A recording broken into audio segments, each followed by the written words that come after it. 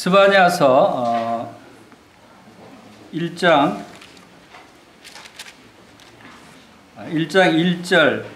1절만 함께 읽겠습니다. 그 스바냐서의 시작하는 절이죠. 다 같이 함께 읽겠습니다. 시작. 아몬의 아들 유다왕 요시야의 시대에 스바냐에 임한 여호와의 말씀이라. 스바냐는 히스기야의 현손이요 아마랴의 증손이요 그다랴의 손자요 구시의 아들이었더라. 스바냐서를 보면 3장밖에 되지 않는 짧은 성경입니다. 스바냐의 그 이름의 뜻이 하나님께서 감추셨다, 하나님께서 보호하신다, 이런 의미를 가지고 있습니다. 그리고 여기에 이름들이 나오는 스바냐의 말하는 가족, 족보가 나옵니다. 스바냐가 어떤 가정에 태어나서 자란 사람인가를 우리가 좀 이렇게 알 수 있는 히스기야의 현손이요 그랬습니다. 히스기야의 뜻은 하나님께서 강하게 하셨다는 뜻입니다. 또 아마랴의 증손이요. 그래서 아마랴는 하나님이 말씀하셨다라는 뜻이에요. 이 조상들의 이름이 참 좋죠. 그리고 그다랴의 손자요 그랬어요. 그다랴는 하나님께서 위대하게 하셨다. 자, 이런 집안에서 자라났어요. 그러니까 스바냐는 얼마나 행복해요. 하나님께서 이 강하게 하시고 위대하게 하시고 또 하나님께서 말씀하시는 그 가정에서 자란 이 스바냐. 그래서 그런지 하나님께서 그를 보호하신다, 감추셨다 하는 그러한 의미를 스바냐가 갖고 있어서 이 스바냐가 어떤 사람일 것이다 하는 것을 우리가 짐작할 수 있다고 봅니다. 그런데 스바냐서를 읽으면서 이 오늘의 그 말씀드릴 제목을 생각을 해봤습니다. 스바냐서의 제목을 뭐로 정하면 좋을까? 제목을 사랑의 불꽃이라고 제목을 정했어요. 좀 의아한 제목이죠. 사랑의 불꽃이 지금 여기서 활활 타고 있는 것을 느꼈어요. 누구의 사랑인가? 그것은 하나님의 사랑입니다. 우리가 하나님께서 우리를 사랑하신다는 그러한 그 믿음을 가지고 있습니다. 하나님이 여러분들을 얼마나 사랑하시는지 아십니까? 하나님의 사랑이 어떤 사랑인지를 아세요? 하나님이 나를 얼마나 사랑하시고 나를 어떻게 생각하고 계시는가를 우리가 안다는 것은 우리가 매우 중요해요. 여러분 만약에 어떤 사람이 나를 굉장히 열정적으로 열렬히 사랑하고 있다는 얘기를 들으면 여러분 마음이 어떠세요? 기분 나빠요? 좋죠. 그리고 그 사람을 자기도 사랑하게 되죠. 여러분 아마 젊었을 때 사랑을 하게 된 사람 중에도 자기는 별로 생각하지 않다가 그 사람이 나를 굉장히 사랑하는 걸 알고 나서 사랑에 빠진 분들도 있을 거예요. 누군가가 나를 얼마나 사랑하느냐를 안다는 것은 내가 그분에게 향한 사랑이 어떤 사랑으로 나타나는가를 알 수 있어요. 여러분은 하나님을 사랑하시죠? 근데 왜 이렇게 뜨겁게 열렬히 사랑하지 못하고 계세요? 사랑은 네, 우리 자매님은 하나님을 뜨겁게 사랑하고 있습니다. 이 뜨거운 사랑이 얼마나 그 많은 성도들에게 동일한 그런 사랑으로 나타날까요? 이 하나님의 사랑이 어떠한 사랑인가를 알면 알수록 우리의 사랑도 그와 같이 하나님의 사랑같이 변할 것이다 하는 생각을 하게 됩니다. 사랑이 우리가 그 성경 말씀이 아니더라도 이 세상 사람들 동서양을 막론하고 사랑을 무엇에 주로 비유하고 견줘서 이야기합니까? 사랑은 사랑을 강하게 하는 사랑을 우리가 뜨거운 사랑이라고 그래요. 뜨거운 것은 무엇이 뜨거운 거죠? 불이 뜨거운 거예요. 그러니까 사랑을 왜 뜨거운 불에 비유했을까요? 뭐 다른 거 충성, 성실, 또 인애 이런 것들은 그 뜨거운 충성 이렇게 표현 안 하죠. 뜨거운 성실 이렇게 얘기 안 하죠. 뭐 성실 형제는 그 마음이 뜨겁지만 다른 많은 그런 단어들에는 뜨겁다는 표현을 안 하는데 사랑을 기피하고 강한 사랑을 하는 것을 보면 뜨거운 사랑이라고 얘기해요. 그래서 사랑하는 사람들 불장난한다 그런 얘기도 하죠. 왜 사랑하는 사람을 불장난이라고 얘기할까요?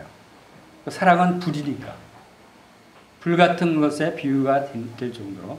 그럼 왜 사랑이 불의 비유가 될까? 왜 동서양을 만물하고 오래 전부터 그 불의 비유에서 사랑을 표현할까 하는 생각을 하게 됩니다. 거기에 관한 말씀들을 스바냐서를 묵상하면서 이제 알게 됐어요. 하나님의 사랑이 어떤 사랑이었기 때문에 왜 사랑이 불로 비유됐을까? 자, 그래서 스바냐서 우리 말씀을 초반에 우리가 살펴보면 이 스바냐서 전체를 보면 먼저 다른 선지서와 마찬가지로 심판과 구원에 관한 말씀이 포함되어 있어요. 그리고 놀랍게도 스바냐서는 심판과 또 징계와 그러한 진노의 날에 대해서 말씀하시면서도 결론에 가서는 하나님의 사랑으로 결론이 나타난다 하는 것을 우리가 보게 됩니다. 그래서 이 스바냐서는 심판에 관한 말씀이 처음에 1장 1절부터 2장 3절까지가 유다에 관한 심판의 말씀이에요. 그리고 2장 4절에서 15절까지가 다른 이방 열방에 관한 심판에 대한 말씀을 보게 되고 또 3장 1절에서 8절은 예루살렘에 대한 심판에 대해서 말씀하고 있는 것을 봅니다. 그리고 또 이어서 구원에 관한 말씀을 하시는데 그것이 3장 9절에서 20절에서는 바로 남은 자의 구원 그리고 회복을 약속하는 그러한 구조로 되어 있습니다. 다른 선지서들과 비슷한 그런 구조로 말씀이 있습니다. 그런데 이 스바냐서의 중요한 특징적인 그런 말씀들을 몇 가지 살펴보면 여호와의 날이라고 하는 것이 강조됐어요. 여호와의 날. 1장 7절에 보면은 주 여호와 앞에서 잠잠할지어다. 이는 여호와의 날이 가까웠으므로 여호와께서 희생을 준비하고 그가 청할 자들을 구별하셨습니다. 하면서 여호와의 날이 가까웠다라고 말씀하십니다. 여호와의 날은 어떤 날입니까? 여호와의 날은 여기서 말하는 여호와의 날은 바로 진노의 날이고 심판의 날인 것을 우리가 알 수 있는데 그 말씀들이 바로 이어서 나오는 1장 14절에서도 여호와의 날이 가깝고도 빠르도다. 여호와의 날이 소리로다. 용사가 거기서 심히 슬피고 논도다. 그리고 15절에서 분노의 날이요 환난과 고통의 날이라고 말씀을 하십니다. 그래서 여호와의 날, 이것은 하나님께서 이스라엘의 폐역, 이스라엘의 강포를 보시고 그들을 심판하시는 그러한 날을 정한 날입니다. 그래서 그날은 패망의 날이고 캄캄하고 어두운 날이고 구름과 흑암의 날이라고 표현을 하고 있습니다. 얼마나 무서운 날이 될 것인가를 우리가 알 수 있죠. 그리고 바로 이러한 여호와의 날에 대한 경고, 이스라엘 백성들의 죄악에 대한 경고에 대해서 말씀하시고, 그 다음에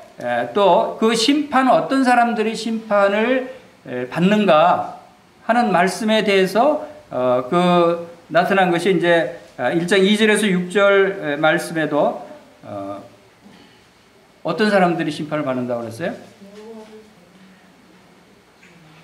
땅의 모든 것, 모든 사람, 모든 짐승, 놀랍게도 모든 생물들이 다, 땅의 모든 것들이 진멸되리라고 말씀하십니다. 심판을 받는다고 말씀합니다. 얼마나 무서운 말씀이에요. 그만큼 땅의 모든 생물들이 바로 하나님의 진노의 대상이다 라고 하는 것입니다.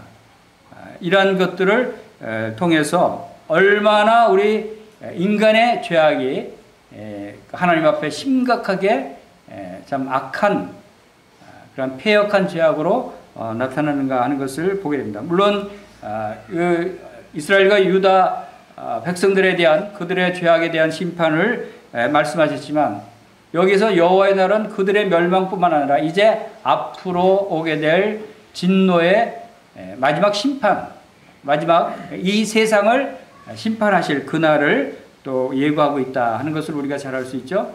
그래서 이러한 대상들을 말씀하시고 경고하십니다. 그러니까 특별히 거기에 12절에 보면 1장 12절에 보면은 그때 내가 예루살렘에서 찌꺼기 같이 가라앉아서 마음속에 스스로 이르기를 여호와께서는 복도 내리지 아니하시며 화도 내리지 아니하시리라 하는 자를 등불로 두루 찾아 보라리니 그랬어요. 어떤 사람을요? 찌꺼기 같이 가라앉은 사람. 찌꺼기 가라앉는데 왜 이렇게 하나님께서 벌하실까요? 이것은 무엇에 대한 비유냐면 포도주를 담그면 포도주에 그 찌꺼기가 가라앉습니다.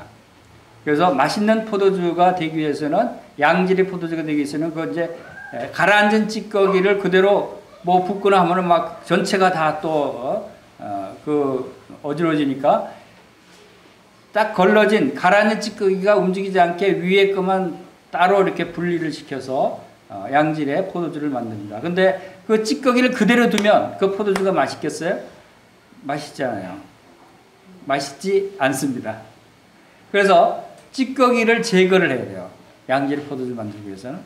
그와 같이 이 이스라엘 백성들 중에서 찌꺼기 같은 사람을 어떤 사람들이라고 그러냐면 복도 내리지 아니하고 화도 내리지 아니하시리라 하는 자들. 그러니까 하나님은 우리를 진노하시지도 않고 우리에게 축복하시지도 않아. 그것은 하나님의 존재를 무시하는 거예요.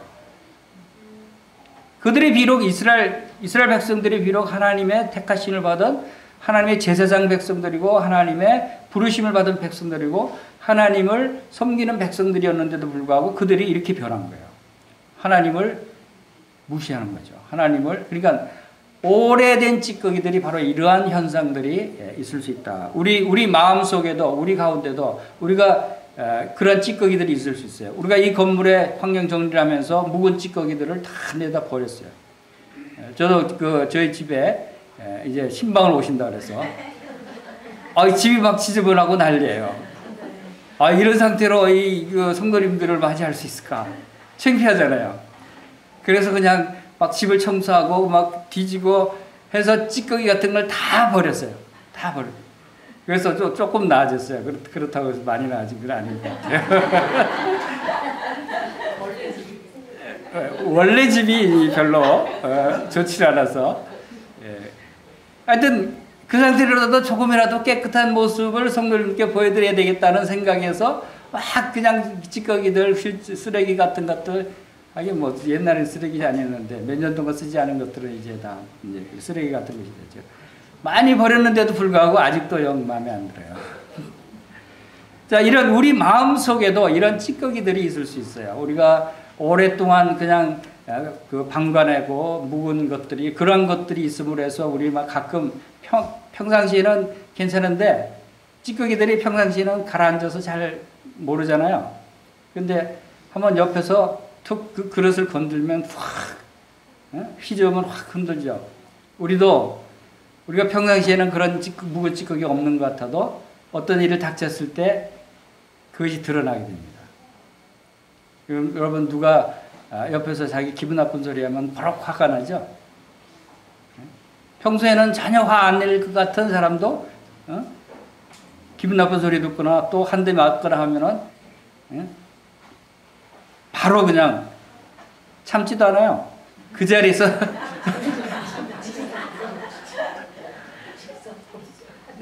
직선포로 바로 나오는 사람들이 있어요. 이것은 그 찌꺼기가 고여 있다가 옆에서 충격이 오면 바로 반응을 하는 거예요.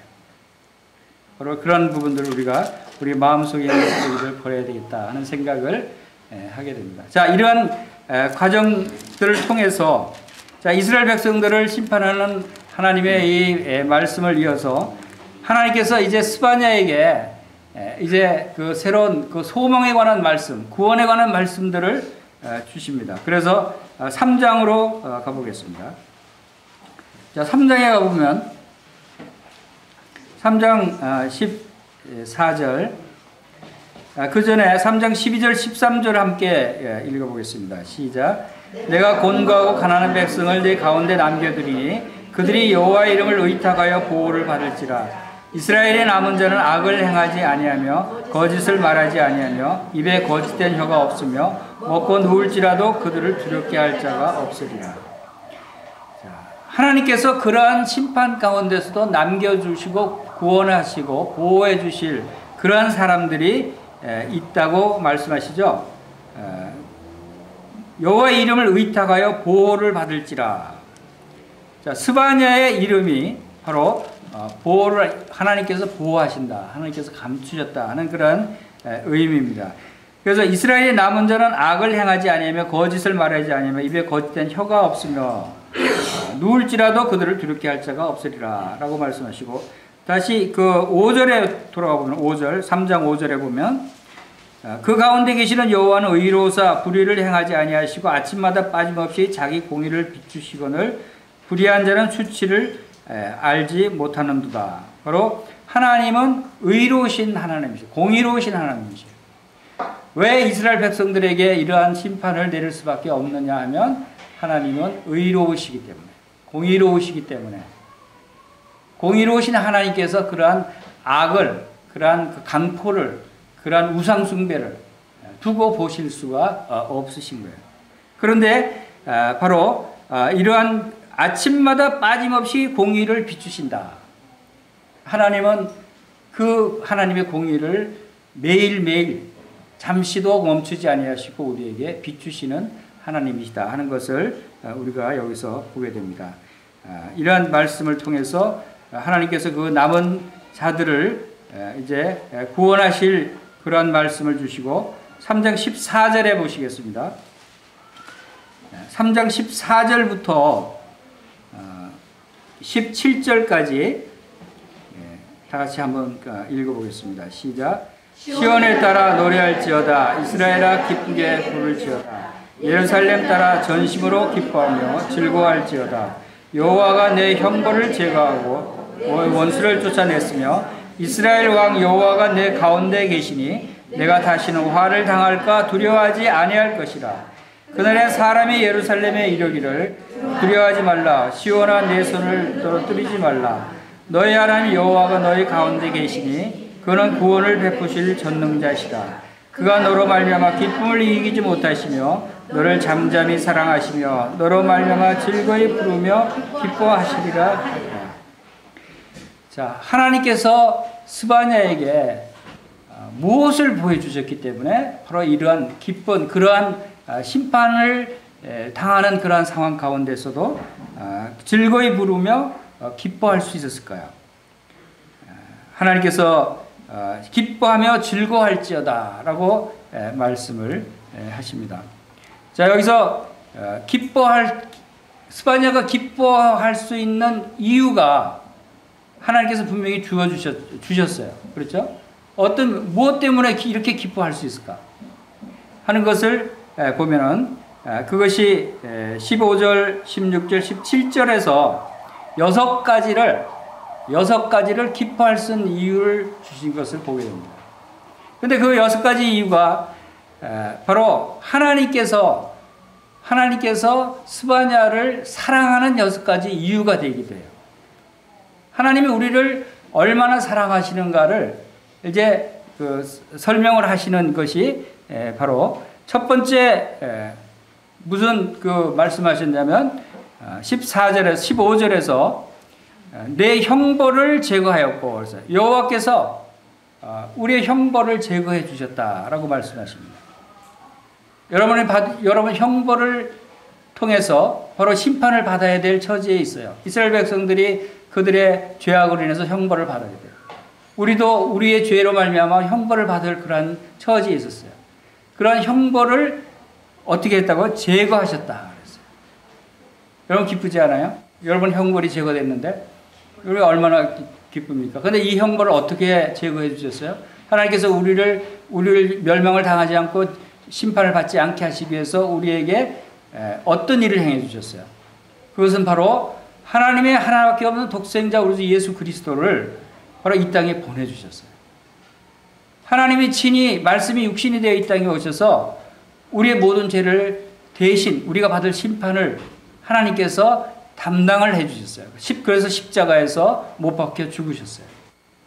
이것은 예수님이 죄 때문에 죽으신 거 아니잖아요. 예수님이 흠이 있고 예수님이 잘못된 것들이 있어서 십자가에 달리신 것이 아니에요. 그것은 예수님은 점도 없고 흠도 없고 죄를 알지도 못하신 분이라고 했어요. 그분이 바로 우리의 죄를 대신 담당해서 우리가 이 이스라엘 백성들이 받아야 할 여호와의 날에 받을 그 심판을 대신 담당해 주셨듯이 우리가 받을 죄를 대신 담당해서 하나님께서 이제 우리의 형벌을 제거했다. 제거했으면 있어요, 없어요? 남아있는 게 있어요, 없어요?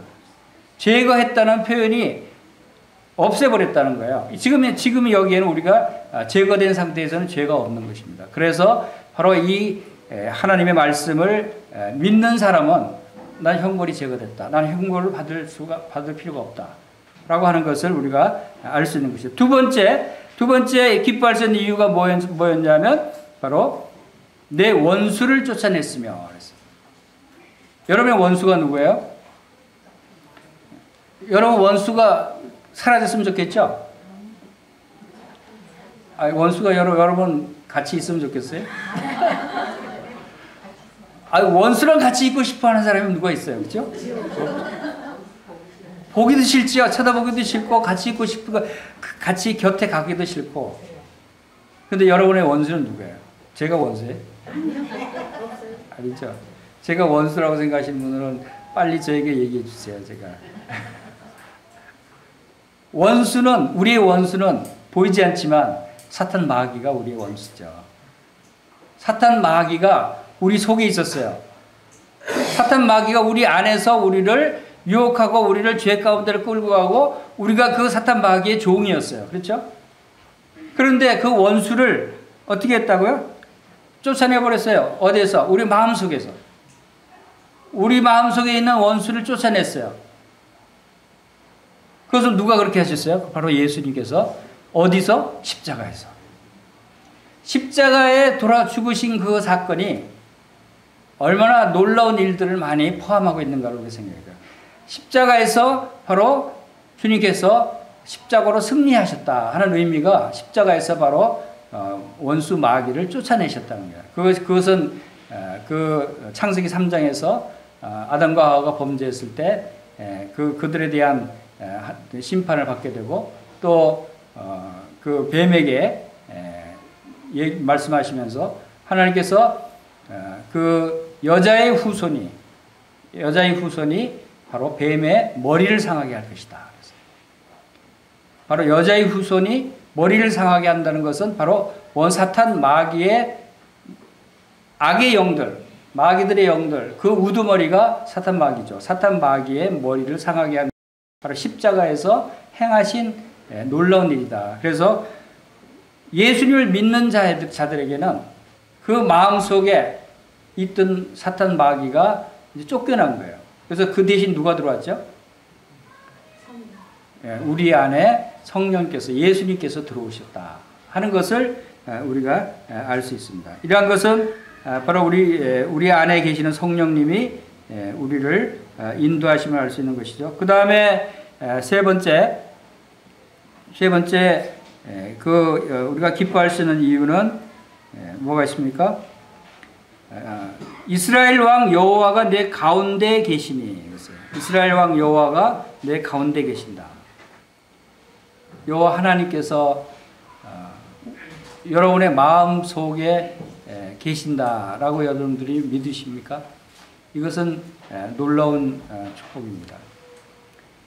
바로 예수 그리스도를 통해서 내 마음의 주인이 사탄이었는데 이제 사탄을 쫓아내고 내 안에 들어오신 바로 주님께서 이제 여호와 하나님께서 나와 함께 계신다라고 하는 것입니다. 이것이 우리의 삶을 기쁘게 하시고 또 하나님께서 나와 함께 동행하고 계신다는 사실을 우리에게 말씀해 주고 있는 것입니다. 그리고 이제 네 번째로는 뭐라고 말씀하십니까? 구원을 베푸실 전능자시다. 바로 17절에서 여호와가 너희 가운데 계시니 그는 구원을 베푸실 전능자이시다 라고 하는 말씀을 우리에게 말씀해 주십니다. 우리 가운데 계시는 바로 여호와 하나님, 그분은 바로 전능하신 하나님이시다. 그리고 다섯 번째, 그가 너로 말미암아 기쁨을 이기지 못하시며, 기쁨을 이기지 못하신다 하는 그 표현이 참 놀라운 표현인 것 같아요. 원래 원어상의 의미는 큰 기쁨을 가지셨다, 큰 기쁨이다 이런 의미인데 이걸 이제 번역을 하면서 큰 기쁨이 되면 그 기쁨을 이기지 못해서 막 하는 그런 표현. 전 이 번역이 굉장히 참 잘된 번역이라고 생각해요. 원어와는 좀 다른 의미지만. 그래서 여러분 아주 기쁠 때 그 기쁨을 이기지 못하고 우리 지난 시간에 그 하박국서를 공부를 했습니다. 하박국의 이름의 뜻이 뭐라고 했죠? 포옹하다 이런 뜻이었죠. 우리가 어떨 때 포옹을 한다 그랬어요? 기뻐서 어쩔 줄 모를 때. 기뻐서부터. 우리 오늘 그 하박국 인사했어요? 딱 잊어버렸어요? 우리 그러면 우리 모이면 그래도 이렇게 형제 자매님들이 이렇게 나눠져 앉으셔서 하박국 인사를 해도 괜찮을 것 같아요. 그렇죠? 그래서 우리 지금 같이 한번 인사해 봅시다. 하박국 인사해 봅시다. 예, 허깅하는 거예요. 허깅. 예. 지금은 좀 쑥스럽고 그렇죠. 근데 자주 하죠. 이렇게 서양 사람들은 아주 그 인사가 그러한 허깅이죠. 자, 기쁨을 이기지, 여러분들도 기쁨을 이기지 못하면 옆에 사람하고 이렇게 포옹하면서 같이 기뻐하죠. 지난 시간에는 하박국이 기쁨을 이기지 못해서 하나님과 포옹하는 것을 우리가 살펴봤어요. 근데 오늘은 하나님께서 기쁨을 이기지 못하셔서 우리를 포옹하신다는 거예요. 그러니까 같이 포옹하는 두 사람이 같이 함께 기쁨을 나눠야 같은 포옹이 되겠죠. 그래서 하박국처럼 우리가 하나님을 기뻐서 포옹을 할 때 하나님은 기쁨을 이기지 못하시고 우리를 포옹하신다. 우리가 하나님과 우리가 바로 하나됨을 우리가 여기서 볼 수가 있습니다. 그리고 여섯 번째, 잠잠히 사랑하시며. 자, 하나님께서 우리를 사랑하시는 그 사랑이 어떤 사랑인가 하는 것을 표현을 했는데 잠잠히 사랑하신다는 표현을 했어요. 자, 그래서 잠잠히, 이게 좀 하나님의 사랑을 제대로 잘 표현을 한 걸까? 잠잠히 사랑하는 것이 무엇일까 하는 생각을 해봤어요. 여러분, 잠잠히 그냥 가만히 있으면 사랑의 표현이 되겠어요? 그거 안 될 것 같아요. 그래서 원어상으로는 히브리어로 하라시라는 단어인데, 이 단어의 뜻은 새기다, 파다, 경작하다 그런 뜻이에요. 그러니까 새겨놓다. 그러니까 하나님께서 우리의 사랑을 그 마음에 새겨놓은 사랑이라는 거예요. 이렇게 새겨놓으면 지워지겠어요? 지워지지 않겠어요? 안 지워져요. 영원히 변치 않는, 흔들리지 않고 견고한 사랑이라는 표현을 바로 하라시라고 하는 원어로 표현을 한 것이라고 보여집니다. 그래서 하나님께서 마음판에 하나님의 심중에 새겨놓은 사랑이 우리를 향하신 하나님의 사랑이에요. 얼마나 하나님의 사랑이 견고해요. 여러분들 하나님의 사랑을 하나님께서 또 변하실지도 모른다고 생각하지 마십시오. 여러분 우리가 변하면 변했지 하나님의 사랑은 변하지 않아요. 왜? 세계적이기 때문에. 그래서 이 똑같은 단어가 예레미야서 1장 17절에서는 마음판에 새겼건을 하는 표현이 똑같은 단어가 사용됐어요. 그리고 그 경작하다라고 하는 의미도 있는데 이 경작하다, 밭을 경작하다 그런 의미도 있는데 그것은 그 엘리사가 12개월이 서로 밭을 경작할 때 그때 이 하라시라는 단어를 썼어요. 밭을 경작하는 것, 마음판에 새기는 것 이런 뜻이 바로 이 잠잠히 사랑하신다 하는 것을 나타내고 있다는 것을 보게 됩니다. 그래서 자, 이 하나님의 사랑이 그 서두에 불꽃 같은 사랑이다라는 말씀을 드렸어요. 하나님의 사랑이 불꽃 같다는 사랑이라는 것을 어디서 또 그 힌트를 얻었냐면 우리 1장 18절에서 한번 읽어봅시다. 1장 18절 다 같이 읽겠습니다. 시작. 그들의 은과 금이 여호와의 분노의 날에 능히 그들을 건져주지 못할 것이며 이 온 땅이 여호와의 질투의 불에 삼켜지리니 이는 여호와가 이 땅 모든 주민을 멸절하되 놀랍게 멸절할 것입니다. 여호와의 질투의 불에 삼켜진다라는 말씀이 나옵니다. 여러분 질투가 뭡니까? 질투가 무슨 뜻이죠? 언제 여러분 질투하고 계세요? 질투하지 않아요? 질투를 해본 적이 없는 사람은 사랑해본 적이 없는 사람이에요. 사랑은 누가 하는가 하면 질투는 누가 하냐면 사랑하기 때문에 질투하는 거예요. 우리 형제님은 질투 많이 했어요. 그러니까 형제님은 사랑을 많이 하셨기 때문에 질투를 많이 하시는 거예요. 질투라고 하는 것은 사랑의 또 다른 표현이에요. 사랑하지 않는 사람 질투하는 거 봤어요? 없잖아요. 그렇죠? 그래서 이 질투의 불이라고 하는 것은 사랑의 불이라고 표현할 수도 있는 거예요. 근데 왜 불이 나올까요? 왜 질투를 또 불에다 비교했을까요?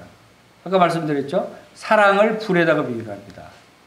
그렇듯이 질투도 사랑이기 때문에 불에 비유하는 거예요. 하나님은 질투하시는 하나님이시라고 했어요. 그러니까 질투라는 표현이 그래서 우리가 이제 자칫 많은 사람들이 이 질투라는 이 용어에 대해서 조금 이제 오해할 수 있는 부분들이 있어요. 왜냐하면 부정적인 의미로 생각하는 사람들이 있어요. 질투를.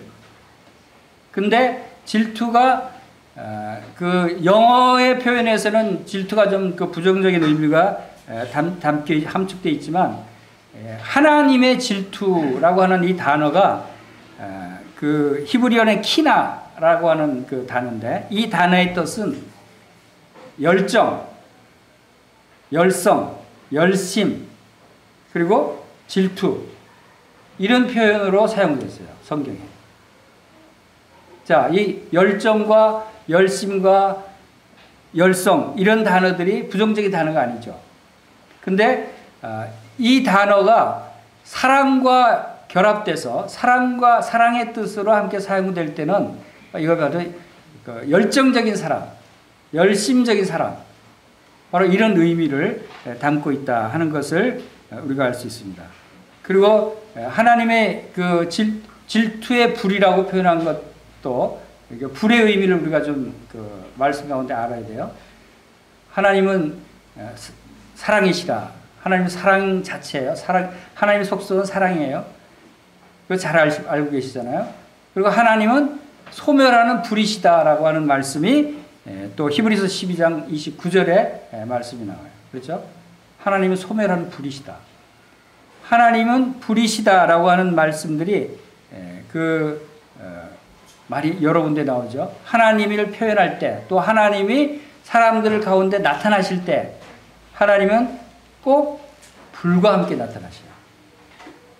우리 그 에스겔서 공부하면서 영광의 보좌 가운데 나타나신 하나님의 모습을 에스겔이 그랬어요. 영광 가운데 나타나신 하나님의 보좌 형상은 그 밑에 네 생물들이 쫙 그 궁창 보좌를 받들고 있는데 그 네 하나님을 받들고 있는 생물조차도 불과 같다 그랬어요. 불 같은 모습들이었어요. 불이 번쩍번쩍했어요. 그리고 그 본체도 불의 모습으로 나타났고 그들이 바치고 있는 궁창 위에 하나님의 보좌도 하나님의 보좌에서 무지개 빛이 광채가 쫙 나온다고 말씀하시고 하나님의 형상이 그 허리 위 형상이 단쇠 같다. 쇠가 벌겋게 다른 불의 모습을 말씀하셨어요. 그러니까 빛은 어디서부터 나와요? 빛. 이 태양 우리가 저기 빛을 받고 있죠. 태양 빛이 어디서부터죠? 태양으로부터 오죠. 태양 자체는 뭐예요? 불덩어리예요.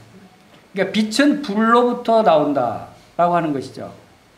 그러니까 우리가 빛 하면 생각하면은 불로부터 나오는 것입니다. 그래서 하나님은 빛이시라 그랬어요. 그 빛의 근원은 그 불 같은 하나님의 본체 형상에서 나오는 거예요. 그리고 우리도 하나님의 빛이시기 때문에 우리도 빛의 자녀들이라고 말씀하셨죠. 우리도 하나님의 형상처럼 그런 빛을 드러내는 그런 그 불이 있어야 돼요. 빛을 나타내려면, 빛의 자녀가 되려면 우리도 불이 있어야 돼요. 여러분 불이 있어요? 없어요? 이해가 간가요? 우리가 불이 있어야 된다고 하니까? 아까 말씀드렸죠? 사랑이 뭐라고요? 자, 사랑이 불이다 라고 하는 것을 알지 못하면 이것을 이해할 수가 없는 거예요. 사랑의 의미를 알지 못하면 우리는 빛의 자녀고 우리가 빛을 발해야 된다고 할 때 우리가 가지고 있는 그 빛의 근원인 불이 뭔가를 이해할 수 없는 거예요. 그런데 이 불과 사랑의 이 관계를 이해하지 못하면 우리는 빛이다 하면 그냥 말로만 빛이라고 얘기하는 거예요. 그 빛이 어디서 나와요? 뭐 빛이 바라는 게 있어요? 아무거 바라지도 않잖아요. 그렇죠? 그런데 그 빛이라고 할 때 그 빛은 무엇을 의미하냐면 사랑의 빛을 얘기하는 거예요. 사랑이 불이 되지 않으면 사랑의 빛이 나타날 수가 없겠죠. 자, 우리가 그래서 좀 더 이해하기 위해서 아가서를 한번 가봅시다. 아가서 8장.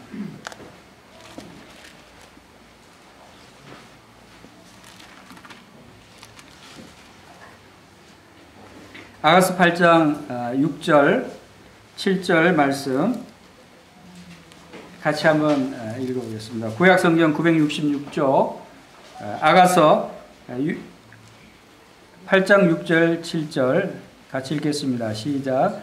너는 나를 도장같이 마음에 품고 도장같이 팔에 두라. 사랑은 죽음같이 강하고 질투는 소울같이 잔인하며 불길같이 일어나니 그 기세가 여호와의 불과 같으니라.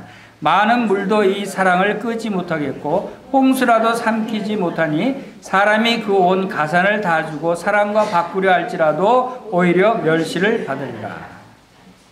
자, 너는 나를 도장같이 마음에 품고 도장같이 팔에 두라 하는 건 도장같이 마음에 두라는 건 무슨 뜻이겠죠? 도장은 어떻게 생긴 게 도장이죠?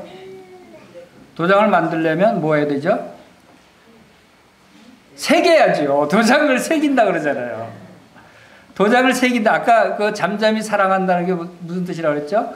새긴다 그랬어요. 자, 이 도장을 새겨야 되고 그 도장의 의미는 새긴다는 의미도 있고 또 쾅 찍으면 보증이고 확실하다는 거죠. 우리 마음속에 확실한 도장과 같은 믿음을 갖고 있어야 되겠죠. 도장같이 팔에 두라. 그리고 그 다음에 이어질 말씀이 뭐예요?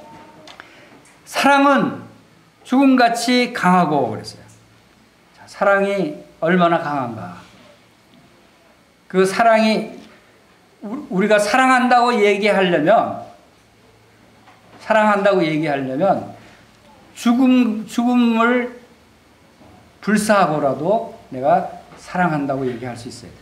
사랑은 죽음같이 강한, 진정한 사랑은 죽음보다 강해요. 그래서 하나님께서 우리를 사랑하시는 그 사랑이 하나님이 말씀이 육신이 되어 이 땅에 오셔서 하나님 자신이 우리를 위해서 죽음에 내어주셨어요. 죽으셨어요. 이것이 하나님의 사랑이잖아요. 우리가 사랑한다고 말할 때는 내 사랑하는 대상을 위해서 내가 죽을지라도 죽음을 내가 바칠지라도 죽기까지 내가 사랑한다. 이런 의미를 담고 있는 거예요. 그러니까 이제 앞으로 사랑한다는 말 함부로 못 하겠네요. 그러나 우리의 육신의 사랑이 아니라 하나님의 사랑을 힘입고 하나님이 우리의 성령님을 통해서 부어주신 그 놀라운 하나님의 사랑으로 내가 사랑을 하게 되면 내 사랑이 아니라 하나님의 사랑이 나타나는 거예요. 하나님의 사랑은 죽음보다 강한 거예요. 하나님의 사랑은 나를 위해서 죽기까지 하신 사랑이기 때문에 죽음보다 강한 사랑이 하나님의 사랑이다 하는 거예요. 자, 중국어제로 질투는 소울같이 잔인하며 그랬어요. 왜 또 여기 갑자기 질투가 나와요? 이것은 사랑의 다른 표현이에요. 질투는. 그리고 이 소울같이 잔인하면서도 불길같이 일어나니 바로 여기서 또 불길같이 불과 관련된 말씀이 나옵니다. 사랑과 질투는 불이에요. 불에서부터 나오는 거예요. 불 같다는 것이죠. 불의 의미입니다. 그리고 그 기세가 여호와의 불과 같으니 이거 분명히 말씀하셨잖아요. 사랑의 기세, 사랑은 하나님의 불과 같다. 하나님의 본체에서 나오시는 그 광채, 하나님의 본체의 그 불과 같으신 그 놀라운 그 뜨거운 그 빛, 그것이 바로 하나님의 사랑의 근원이다 라고 하는 것을 보게 되죠. 그리고 많은 물도 이 사랑을 끄지 못하고 왜 물로 끄어야 된다고 그러죠? 그것은 불이기 때문에 불을 끄려면 물을 부어야 되잖아요. 사랑은 불이기 때문에 사랑을 끌 수 있는 것은 칼로 베어서 사랑을 쓰러뜨릴 수 있어요? 없어요. 주먹으로 쳐서 쓰러뜨릴 수 없다는 거예요. 왜? 사랑은 불이기 때문에. 불을 끌려면 어떻게 해야 돼요? 물밖에 없어요. 물로 붓는 수밖에 없어요. 그래서 근데 하나님의 사랑은, 우리의 사랑은 아마 그냥 바게트로 확 부으면은 다 식어버릴지 몰라요. 우리들의 사랑은. 그러나 하나님의 사랑은 엄청난 많은 물로 갖다 부어도 끌 수 없는 사랑이다. 그 놀랍게 타오른 불이다라고 하는 것을 보고, 홍수라도 삼키지 못한대요. 홍수라도. 그러니까 절대 변하지 않는 잠잠히 사랑하시는 그 사랑처럼 우리의 마음판에 새겨진 하나님의 사랑, 하나님의 마음에 새겨진 사랑, 그 사랑이라는 것이죠. 변하지 않는 사랑이라는 것이죠. 그리고 그 사람이 온 가산을 다 주고 사랑과 바꾸려 할지라도 오히려 멸시를 받는다. 이 사랑은 돈으로 살 수 없다는 거예요. 돈을 주고 바꿀 수도 없다는 거예요.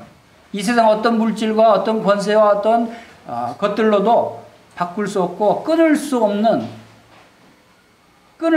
그 사랑이 바로 하나님이 우리에게 주신 사랑이다 하는 것을 우리에게 말씀하고 있습니다. 그런데 바로 이 사랑을, 이 질투라고 하는 단어가 키나라고 하는 단어입니다. 자, 질투는 키나다라는 것을 여러분들이 기억하시면 좋습니다. 키나, 히브리어는 키나인데 이 뜻이 뭐라고 그랬죠? 이것도 기억하시는 게 좋아요. 열정, 열심, 열성, 그리고 질투, 이렇게 사용됐어요. 질투라는 원어가. 그래서 여러분들이, 우리가 과거에는 질투하면 좀 부정적인, 그 아주 악한 사람이 질투하는 사람을 나쁘게 보는데, 질투는 사랑의 다른 표현이고, 바로 질투는 열정과 열성과 열심, 그리고 질투, 이 사랑의 다른 표현, 이런 것들로 우리가 생각하면 우리가 좀 이 말씀을 이해할 수 있다고 생각이 됩니다. 그런데 이 시편 69편 9절에 시편 그 전에 먼저 우리 요한복음 2장 가고 있습니다. 예수님께서 이 단어를 사용을 하셨어요. 요한복음 2장 17절, 18절, 19절 같이 읽어보겠습니다. 시작. 제자들이 성경 말씀에 주의 전을 삼하는 열심히 나를 삼키리라 한 것을 기억하더라. 이에 유대인들이 대답하여 예수께 말하기를 내가 이런 일을 행하니 무슨 표적으로 우리에게 보이겠느냐. 예수께서 대답하여 이르시되 너희가 이 성전을 올라 내가 사흘 동안에 일으키리라. 자, 예수님이 성전에 들어가셨는데 성전이 막 온통 난리예요. 막 장사치들 막 그 재물을 쭉 사고 팔고 막 지저분하고 비둘기도 막 날아다니고 주님이 그냥 다 뒤집어 엎고 그 하나님이 기도하는 집을 이렇게 더럽히는 자 강도의 소굴로 만드냐 하면서 다 뒤집어 엎였어요. 그랬을 때 제자들이 그 모습을 통해서 주님이 성경 말씀에 주의 전을 삼하는 열심히 나를 삼키리라 하는 것을 기억하더라 할 때 주의 전을 사모하는 열심 이 단어가 키나예요. 질투로 표현되어 있던 키나예요.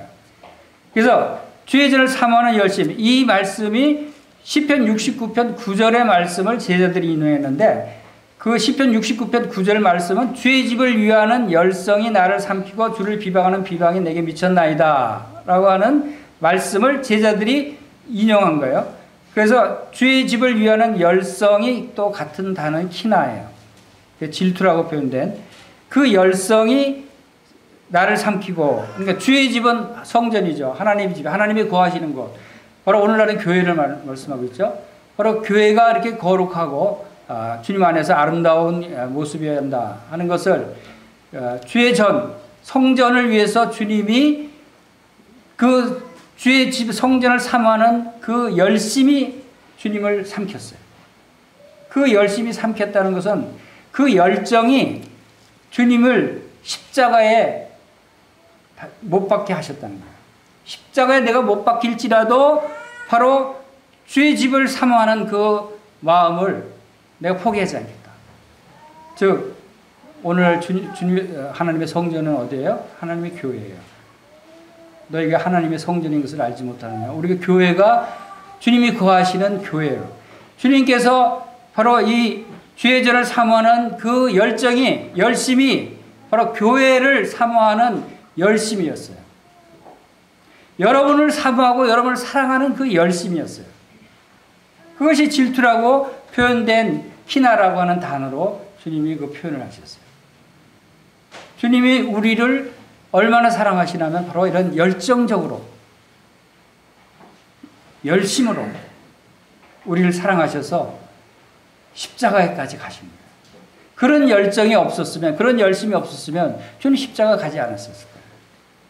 주님은 내가 사랑은 죽음보다 강하다라고 하는 아가스 말씀대로 내가 그 교회를 사랑하고 여러분들을 사랑하기 때문에 그 사랑이 나의 죽음보다 더 강한 거예요. 예수님의 죽음보다 더 강한 거예요. 그래서 예수님이 여러분들을 위해서 십자가에 죽으신 거예요.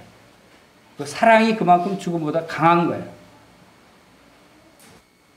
그리고 이사야서 9장 6절에서 7절 말씀에는 다 읽지는 않겠습니다만 예수님이 탄생하실 것을 예고하시면서 한 아기가 우리에게 낳고 한 아들을 우리에게 주신 바 되었는데 그 이름은 기묘자라 모사라 전능하신 하나님이라 하고 말씀하시고 이제 그 나라를 굳게 세우고 그 위로 영원히 정의와 공의로 그것을 보존할 것이라. 이것은 만군의 여호와의 열심히 이를 이루리라 라고 하는 말씀이 있는데 여기서 여호와의 열심이 바로 키나 질투라고 표현된 그 열심이에요. 하나님의 열정이 바로 예수님을 우리에게 보내주셨다는 거예요. 그리고 만왕의 왕으로 만주의 주로 삼으시고 이제 영존하신 아버지의 평강의 왕이라고 일컬음을 얻게 하실 것이다. 바로 이런 놀라운 단어다라고 하는 것을 보게 됩니다. 우리가 3장 16절의 말씀을 우리도 함께 외워보겠습니다. 시작. 하나님이 세상을 이처럼 사랑하사 독생자를 주셨으니 이는 저를 믿는 자마다 멸망하지 않고 영생을 얻게 하려 하십니다. 하나님이 얼마나 사랑하셨다고요? 이처럼. 그 이처럼이 무슨 뜻입니까? 얼마만큼입니까? 바로 그 말씀을 하시기 바로 전에 모세가 광야에서 뱀을 든 것 같이 인자도 들려야 하리니 이는 저를 믿는 자마다 영생을 얻게 하려 하심이라 라고 하는 말씀을 하시고 바로 16절 말씀하셨어요. 그것이 이처럼이 바로 모세가 광야에서 뱀을 든 것 같이 예수님 자신이 나무에 높이 달려서 죽어야 될 것을 말씀하셨어요. 그와 같이 모세가 광야에 뱀을 든 것 같이 바로 우리를 사랑하셨다는 거예요. 십자가에 높이 달려서 우리의 모든 죄를 담당해 주시기까지 우리를 사랑하신 주님의 사랑을 표현한 것이에요. 요한복음 3장 16절에 바로 그 안에는 이 놀라운 하나님의 사랑이 함축되어 있다 하는 것을 우리가 보게 됩니다. 자, 이러한 사랑을 받은 우리가 이제 우리는 어떤 사랑을 해야 된다고요? 우리도 뜨거운 사랑을 해요. 불같은 사랑이에요. 뜨거운 사랑이라는 것은 불이기 때문에 뜨겁다라고 표현하죠. 우리 베드로 전서 2장 한번 보겠습니다.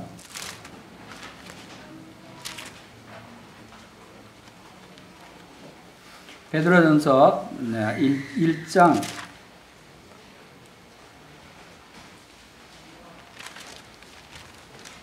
21절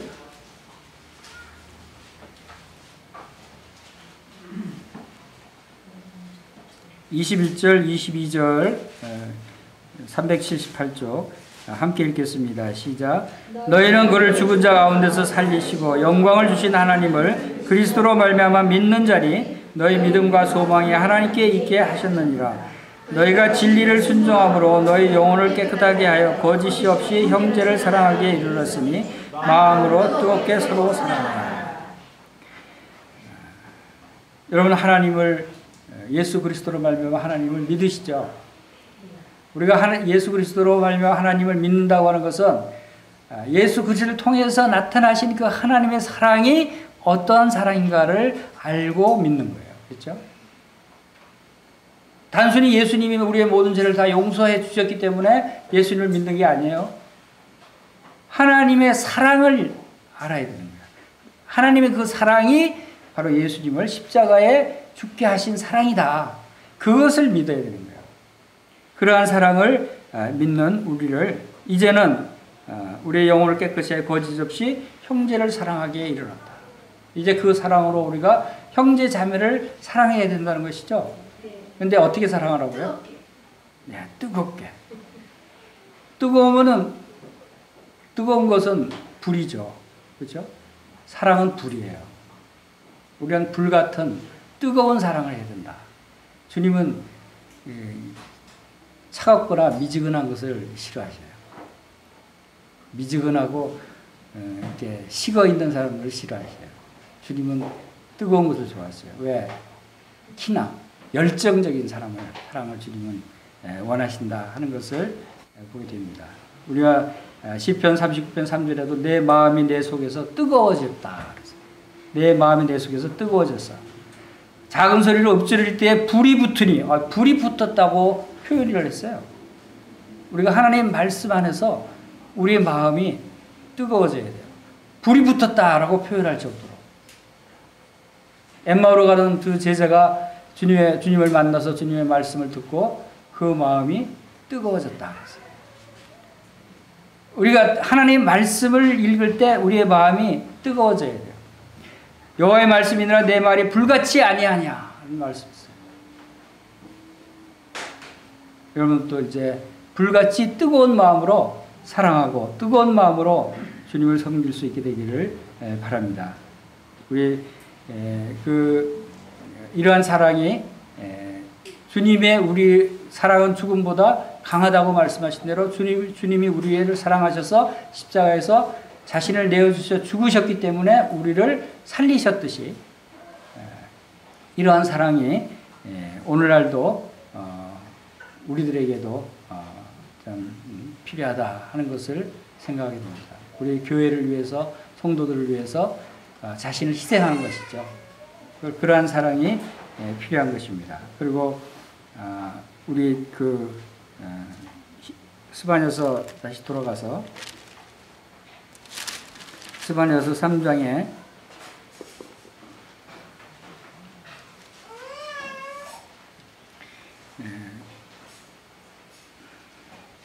3장 17절에서 너희 하나님 여호와가 너희 가운데 계시니 그는 구원을 베푸실 전능자시라. 그가 너로 말미암아 기쁨을 이기지 못하시며 너를 잠잠히 사랑하시며 너로 말미암아 즐거이 부르며 기뻐하시리라. 자, 우리로 말미암아 그 기쁨을 이기지 못하실 정도로 기뻐하시는 그분이 어떤 분이시라고요? 구원을 베푸실 전능자시다. 자, 우리를 인해서 기뻐하시는 분이 저 이웃집 아저씨도 아니고 내 아내와 내 남편도 아니에요. 누구라고요? 전능자 하나님이시라는 거예요. 우리를 구원을 베푸실 전능자. 전능자라는 뜻은 무슨 뜻이에요? 전능자. 모든 능력을 가지신 분, 모든 일을 행하실 수 있는 분이시다 하는 것입니다. 하나님의 능력이 얼마나 크고 놀라운 능력인가를 우리가 알아야 된다고 에베소서 1장 17절에서부터 말씀을 하십니다. 지혜와 계시의 영을 주사 하나님을 알게 하시고 또 우리에게 주신 우리 부르심의 소망이 어떤 소망인가를 알게 하시고 또 우리에게 주신 기업의 영광이 얼마나 풍성한 영광인가를 알게 하시고 또 우리에게 베푸신 그 능력이 얼마나 지극히 큰 능력이 얼마나 큰 능력인가를 알게 하시기를 구하노라. 하나님이 우리에게 베푸신 그 능력, 전능자라고 하는 능력이 얼마나 큰 능력인가. 우리와 함께 하시는 그분은 이 세상 권력을 가진 사람이 나와 함께 하는 것도 아니에요. 높은 왕이, 대통령이 나와 함께 하는 것도 아니에요. 이 세상에 가장 힘센 레슬링 선수가 나를 지켜주는 것도 아니에요. 전능자 하나님이라는 것이에요. 하나님의 능력이 얼마나 큰지를 우리가 알라고 말씀하시면서 에베소서 1장 19절, 20절, 21절에서 그 능력이 어떤 능력으로 나타났냐면 바로 예수 그리스도를 죽은 자 가운데서 다시 살리신 능력. 죽은 자 가운데서 부활시킬 수 있는 능력. 이 세상 어느 누구도 할 수 없는 능력이에요. 그렇죠? 그것은 과학적으로 이해할 수 없는, 아무리 과학이 발달해도 죽은 자를 살릴 수 없어요. 이것은 초자연적인 능력을 가지신 분이시다. 나와 함께 하시고 나와 동행하시고 또 나를 구원해 주신 그분이 바로 이러한 초자연적인 능력을 가지신 분이 나와 함께 하신다는 거예요. 내게 능력 주시는 자라서 내가 모든 것을 할 수 있다라고 하신 말씀이 내게 능력 주시는 그분이 어떤 능력을 주시는 분이신가. 여러분이 우리가 할 수 없는 능력을 주시는 분이죠. 하나님의 능력은 무한해요.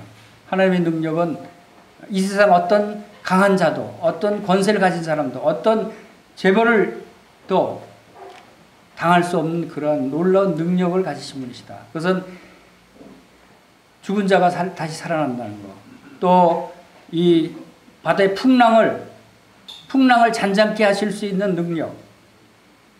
또 갑자기 여기서 다른 곳으로 이동할 수 있는 능력. 이것은 우리가 이해할 수 없는 능력이지만 이것은 하나님이 초자연적인 능력으로 행하시는 거예요.